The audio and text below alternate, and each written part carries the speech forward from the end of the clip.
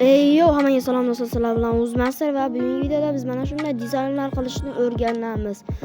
Agar video yoqqan bo'lsa, videoga like bosib, kanalga obuna bo'lishni unutmang va bu videoda ishlatilgan o'sha ilovani Pro versiyasini Telegram kanalimga tashlab qo'yaman.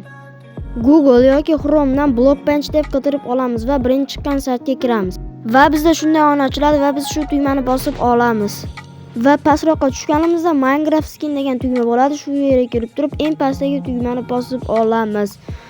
Mana do'stlar ko'rinib turibdi va shu yerda Generate Template degan joyda tekstura faylga o'zgartiramiz va skinimizni faylini joylaymiz.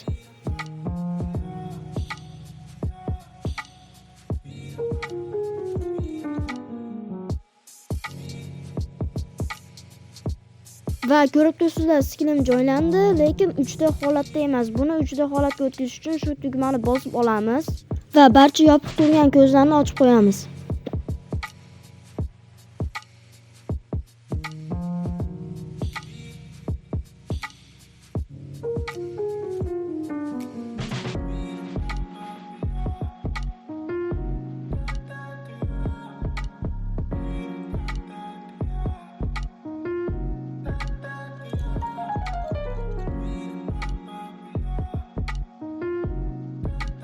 Va mana yasab bo'ldik. Endi yuklash uchun mana shu 3 ta chiziqni bosib turib, shu tugmani bosamiz va save tugmasini bossak, galereyaga yuklanadi.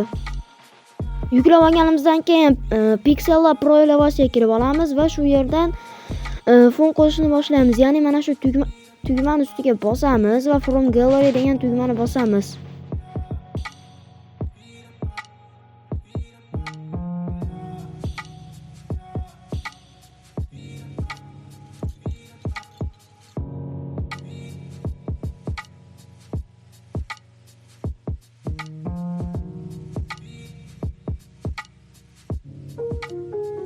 Va o'rtadagi bo'limga o'tib import degan tugmani bosamiz. Sababi hozirgi yuklangan rasmni bu yerdan chiqmaydi. Galereya degan so'zni ustiga bosamiz va shu yerdan saqlaymiz.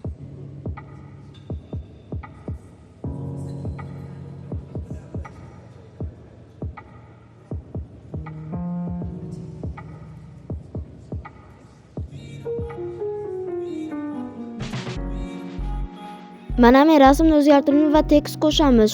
Tekst qo'shganimizdan keyin uni sozlanishini o'rgataman. Birinchi bora bu yerga xohlagan nikinglarni yozib olasizlar. Masalan, men o'zimning nikimni yozib olaman. Xo'sh, va buni kattaytiramiz. Agar do'stlar nikingiz rasmning orqasida bo'lmoqchi bo'lsa, shu tugmani bosib turib, sekin surasizlar. Agar oldda bo'lmoqchi bo'lsa, rasmni orqaga qo'yasizlar. Ya'ni oldinga. Xo'sh, bo'lmasam o'sha tekstga stil o'zgartiramiz. Birinchi bo'lib rang qo'yamiz. Bu yerda oddiy ranglar va ikki xil ranglar bor. Men ikki xil rangdan shu rangni qo'ymoqchiman.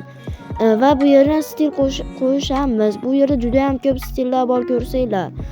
Bu Pro versiyasi ilovani, oddiy ilovasi va Pro versiyasi bor. Men Pro versiyani albatta tashlab qo'yaman Telegram kanalimga. Telegram kanalimning havolasi albatta bo'lmaydi. Nimagadir kanalim bug bo'lib yonmayapti. Kanal tarixi shuning uchun Telegram qidiruv joyiga Minecraft desangiz mening kanalim chiqib keladi. Agar Fast Decision Uz desangiz Design kanalim chiqib keladi. Shu ikkalasiga ham tashlab qo'yaman. Xo'p, bo'lmasam do'stlar, men o'zimga yaxshiroq bir tekst tanlab oldim. Mana va juda ham nima desam ularga juda ham katta ekan, lekin shunisi ham yaxshi. Xo'sh, mana do'stlar, biz o'rnatib oldik. Ana endi bo'lsa bunga ishlov beramiz.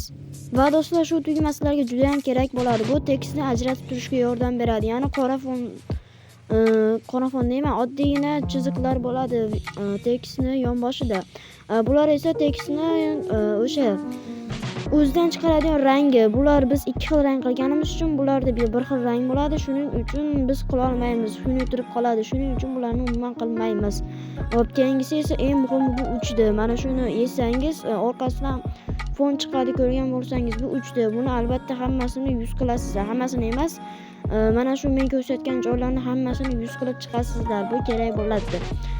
Va buni sozlashingiz mumkin 3D va bu hozir ko'rsataman. Mana bunisi yonboshga va oldinga qiladigan. Bu hozir 10 turibdi. Shuni 7 to'rga qo'ysangiz ideal bo'ladi. Mana do'stlar qo'yib oldik va bu ham kerak emas. Endi esa mana do'stlar qo'yib oldim. Xo'sh, endi bo'lsa ozgina mayda-chuyda narsalar bor. Nima desangiz, unga o'sha tekstni rangini ozgina o'zgartiraman, stilini, chunki bu juda ham katta va xunuk turibdi. Men kichkinaroq va yaxshiroq bir stilni ko'rmoqchiman. Va qilib oldik. Endi sahnani qilish uchun shu tugmani bosamiz va Save as image degan tugmani bosamiz. Keyin esa shu tugmani PNGga o'zgartirib turib, defaultni ultraga qo'yamiz va Save to gallery deb bosamiz va tayyor.